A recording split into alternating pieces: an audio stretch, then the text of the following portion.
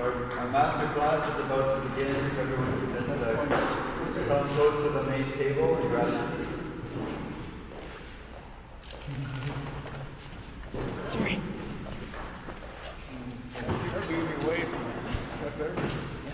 Good to see you.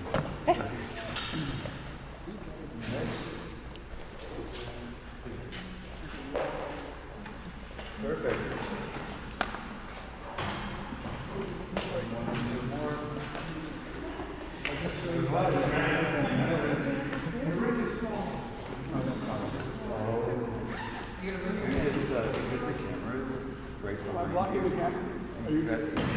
That little guy? What are you saying? Switch over to the other side. So you're very tall. Very tall. Oh, I'm tall. Very rugged, tough guy. Take a chair with you, man. Take a chair. Well, thank you very much, everybody. You're tall too, fella. I'll just move the chair. Sasha. Oh, Sasha. Oh, you know what? Here, let me move my stuff. I can move this here. Oh, that's not going to block it. That was lucky enough. At least it frees up a chair. So this is,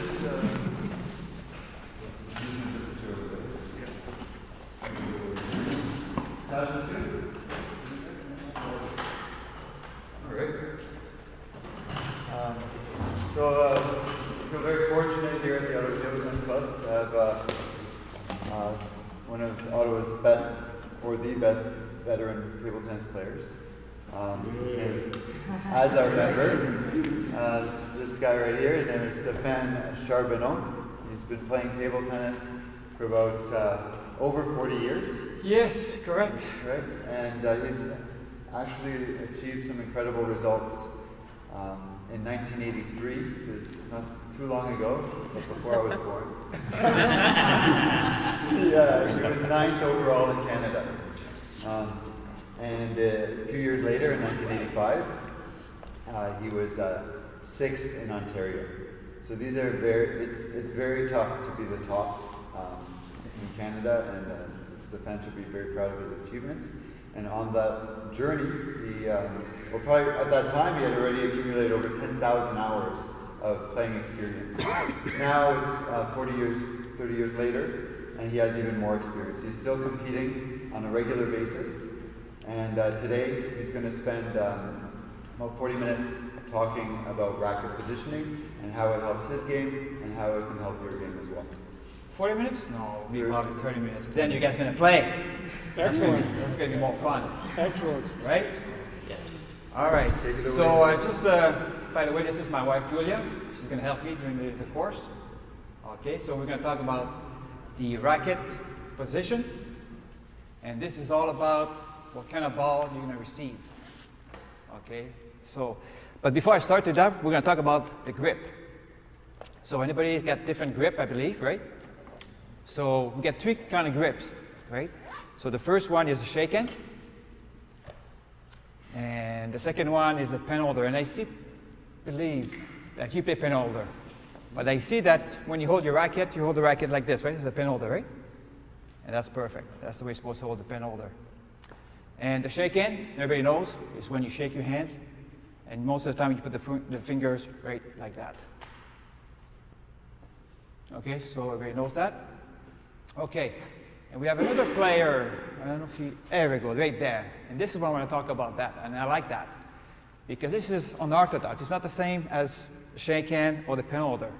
This grip, like this, and I like that, because I want you to see on the side there, his name is Danny Similar. When you have a chance, try to remember that name. Danny Similar or Eric Bogan holds the racket like that. Okay, and those guys went very far. And so sometimes, it doesn't matter the way you hold your racket, it's just to know how the ball's coming and how to close the racket properly. Okay? So this like this, it's also good. And I'm sure you're having fun to do like that, right? And you can win far with that. So right now, we got the how to hold the racket. So we're going to show a demonstration. for different kind of ball, how to hit it, okay? So we're going to practice the forehand to start. And we're going to go very slow. I'm going to show you how to do the forehand. But before I say that, it depends also what kind of equipment that you have, okay? So that's very important. If you have a wood racket, not spongy, you have to do a different stroke. So later on, when you go around the table, we'll show you how to do that. It depends what kind of rubber that you have, okay? But this one is very spongy, so I'm going to show you the right movement. So we're going to go very slow, okay?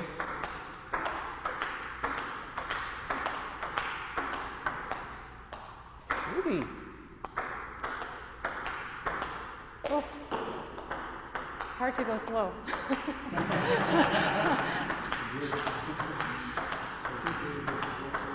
As you see there, it's just a little stroke. It's open and close, open, close, open, close, open, close. Okay? I see a lot of time people doing like this. You know, there's no stroke. Show you again. People do like this. Okay? You have to finish towards down a little bit when you finish your stroke. You want to control the ball. You want to try to feel the ball on your racket.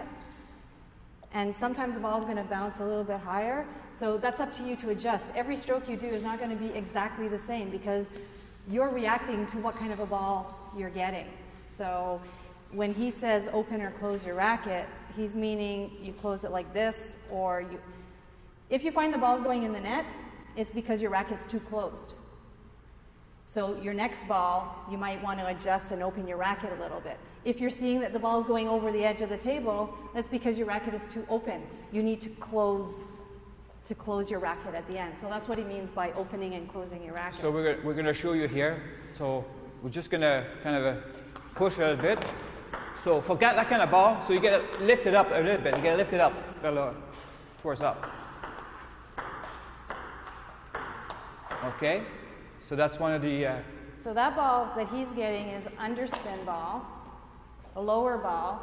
So that stroke that we were doing previous won't work on that kind of a shot because it's a low ball and it's got underspin. So you have to open or close your racket. Open. You have to open your racket because you have to help the ball go up. But don't forget, at the very end, you might have to close it a little bit. You have to gauge the speed of the ball and how much spin is on the ball. So I'm going to show what I'm talking about. If I go like this, you see, I went straight, so the ball went down. Because there was a chop come in, was kind of push. So if I don't lift it, if I just do a normal stroke, it goes to the net. And this is what's more important. It's what the ball's coming, what you're receiving. It's what you're going to adjust on the open position of the racket. That's what's important. If it's a lot of topspin, well, we're not going to show that topspin. Well, show me a topspin, Joe. Not too hard. Okay? You got to push the racket down. Okay? You got to go down. Because down you get topspin. So the ball is rotating. And if I block, like you guys, when the topspins come in, you're doing like this. And then, see, I just did this. The ball going way over. So that's very important. It's what's coming to you. You have to adjust. If you can understand that, you're going to improve your game so much. So later on, when we do all around, I will show you and explain how to do that. Okay, so again, so do a couple topspin again. So now, as you see there, I'm going down. Okay, I'm going towards down. Oops. Oops, sorry. So it all depends what kind of ball you're receiving. You adjust to the ball. Okay. Well, we're going to show some push now. And I find when we push the ball, the push is when you put under spin. When we push the ball like this, okay? I'm going to show you that, when you push the ball. So push is also known as, some people call it a chop. Yeah. Okay? What you're doing is you're trying to get the ball low because you don't want your opponent to be able, you don't want to give your opponent a nice high ball that they could smash on you, or you want to give them a difficult ball. So usually the low balls with the spin are the harder balls. And what I want to show you is I find a lot of people doing the same mistake. Even my level, sometimes I miss a chop, and it should be an easy ball to do. But somehow we're not doing correctly. A lot of time we're going to that direction. I'll show you right now what I'm talking about here when we did some push. So a lot of time when we push, okay, people just goes down. The ball wants to go down, and at your level, lots of time, you're putting your racket to go down like this, okay? And that's a big mistake, okay? You don't want to do that. So you want to make sure that when you push the ball, that your racket is open more, okay? And you put it towards up, and you'll see it's way easier like that, way easier. Okay, so I'm going to show you what I'm talking about here. So when you push a ball, make sure that you're pushing up and not going down. I see a lot of guys, you guys going down the ball. But it's easier if you're just going like up. Okay? You're going to find out that it's way easier to go like this. And see, I put one in the net. I should not push on the net after so many years that I play, but I still doing some mistake. Okay?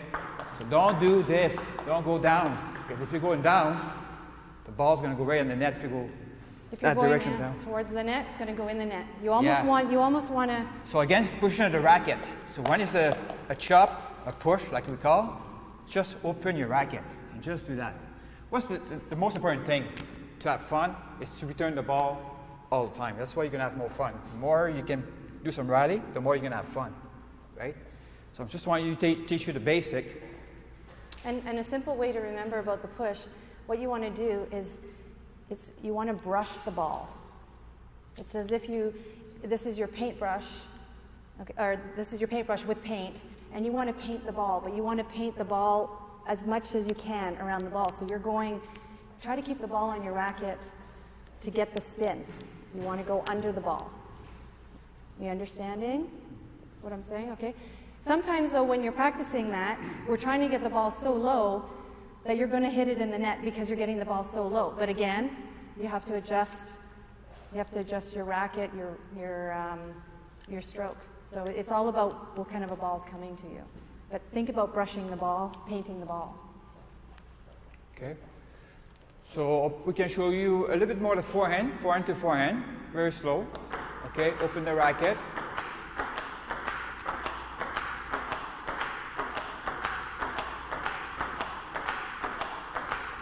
And for sure, eventually, if you can rotate all your body, and it will be better, right? A lot of times I see you guys who's just standing, right?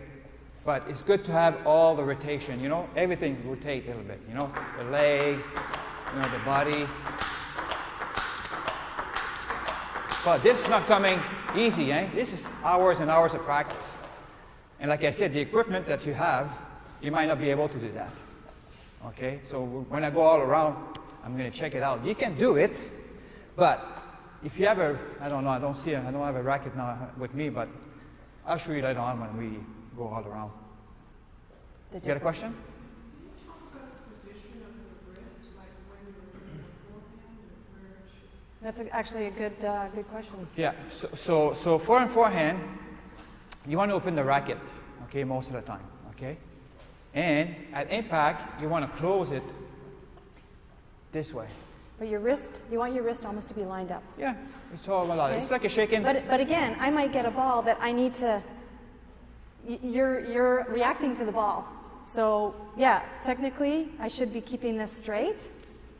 Yeah. Okay. But if the ball comes flat. No, you're holding it up. That's it. Yeah. That's it. This is. Show me how you would do a forehand. No, show me how you would do a forehand. Good. Yeah. Good. How would you do a forehand? Okay. For you though, you need your grip. We're talking about the grip. You're holding the racket too loose, and that's okay if that's working for you. But it's not working for you. I'm sure it is working for you. But to get even better, try to get used to what you want to do. You're shaking hands with the racket. So you want to have, I don't want to say a tight grip, because actually when I play... No, I don't believe in tight grip. Yeah. Better when it's loose. The more you loose, the more you're tight. But you want to be right in there, right? Ricky's a good high level player as well.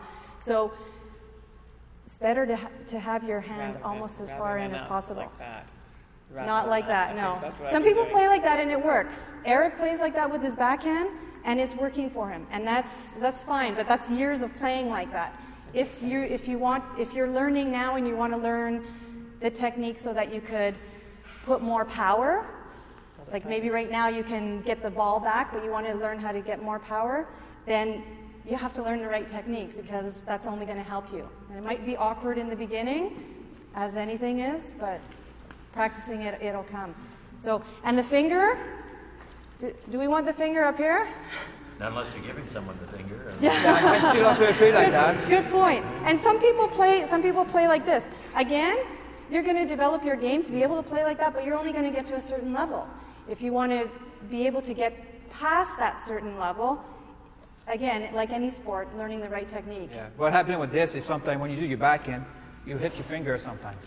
And that's the problem. It's better to have the finger right to the corner there instead of the middle. Mm-hmm. Yeah. You want to show them? The backhand? Yeah, we can show the backhand a little bit. Do you want to explain the backhand? Show them a shot. Yeah, so the backhand is same thing, open the racket, okay? This people like to go in the front and just do this, right? But if you want to create more power, obviously you can get power like that.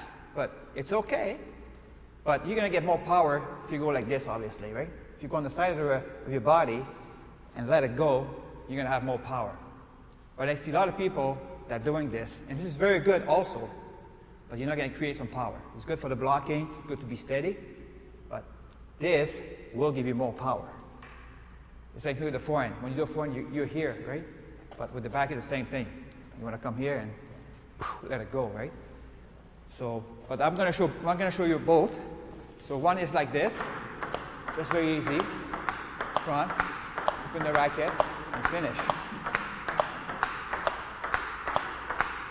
And the other one is more like this. It will give you more power, right? But that's going to give you more power. Where are you hitting the ball on your racket? Most of the time we hit the ball on the racket near the middle, or just a bit to the end, about right here. Like. But middle here is fine. It's a good place to hit the ball. For your backhand. Okay, some people hit, sorry, I don't know if it rolled lower. Actually, when the rubber wears out, I could actually see that I'm hitting here for myself. But again, that's with my stroke. Ricky, you have to explain, you were saying about the backhand like this. In our day, when we played, the bigger strokes was the style. So that's why we play with the bigger strokes, the European style. The Chinese style, and the Chinese are the best in the world, their backhand is actually like this. Yeah. And they get a lot of power because it's all in the wrist. Yeah, it's all in the wrist. Yeah. Well, I've always thought that if you played hockey before, a wrist shot, I mean, you know, it's a little less. Yeah. Yeah, it's the whip is starting from the elbow for the Chinese. Yeah, for the European, the whip is starting from the shoulder. You're actually turning and like you're getting all of this to whip the ball.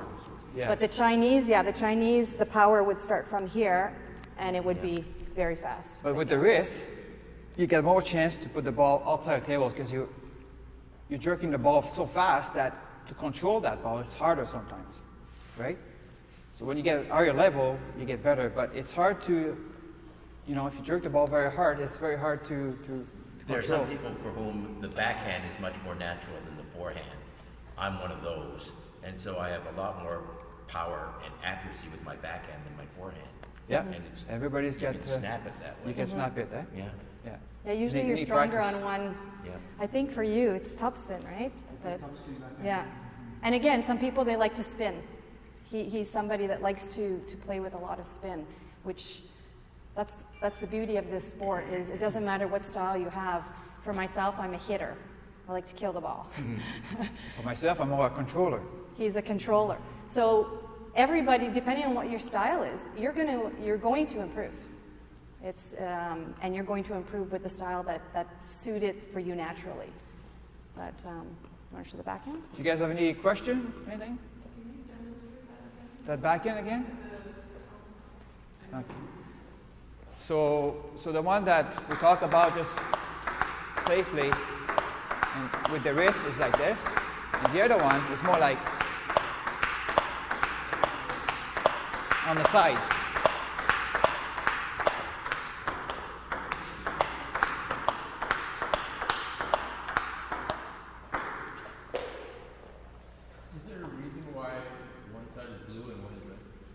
Yes, it's a big reason why.